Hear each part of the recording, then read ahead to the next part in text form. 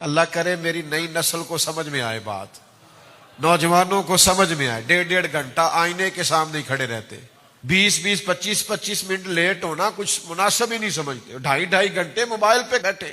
زندگی میں جن لوگوں نے بھی کارہائے نمایاں سر انجام دیے ہیں، انہوں نے وقت کی رفتار کو سمجھا ہے، انہوں نے دیکھا ہے تقاضا کیا ہے، انہوں نے نظم و ضبط کو دیکھا ہے، چیزوں کو دیکھا ہے، قاعدے کو سمجھا ہے، اپنی زندگی کو انہوں نے مرتب کیا ہے. آپ کو ٹائم کے مطابق اپنے آپ کو ترتیب دینا ہے. گھڑی آپ کے لیے نہیں رکے گی، وقت ہمارا انتظار نہیں کرے گا.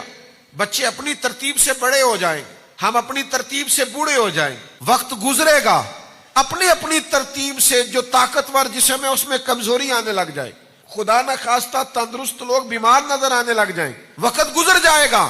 کرنے کا کام یہ ہے کہ اس وقت سے جلدی سے کام لیا جائے. ابو داؤد شریف میں حدیث ہے، نبی کریم علیہ السلام نے فرمایا جب صبح سورج طلوع ہوتا ہے تو دن اعلان کرتا ہے میں آج آیا ہوں، آج کے بعد نہیں آؤں گا. آج جو 27 مارچ 2026 کا جمعہ آج ہے، یہ 27 مارچ قیامت تک دوبارہ یہ گزر گئی. 26 کی 27 مارچ دن کہتا ہے میں آج آیا ہوں، آج کے بعد دوبارہ نہیں آؤں گا.